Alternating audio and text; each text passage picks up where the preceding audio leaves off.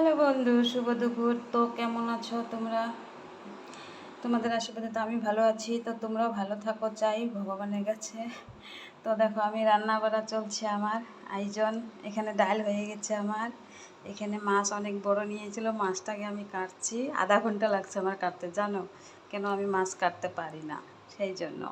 তারপরে এখানে আমি তিতা করলা ভাত কারকর ভাজবো। তারপরে এখানে আমার ভাত হয়ে গেছে।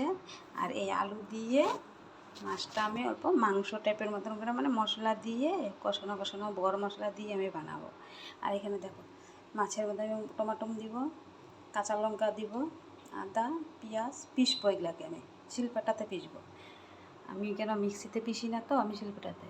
তো তোমাদের এখানে গরম কেমন দিচ্ছে? আমাদের এখানে প্রচুর গরম, জানো, ভালো লাগে না গরমে। এই গরমে রান্না বাড়া। দেখো আমি কি খাচ্ছি, আরও কোকোকোলা। কি করব, এখানে ভাবলাম আগে খাই, মনটাকে শান্তি করি, দেহটাকে শান্তি করে তারপরে রান্ধি। বর তো দেরি করে আসবে, তা আমাদের 3টাতে খাওয়া দাওয়া হয়।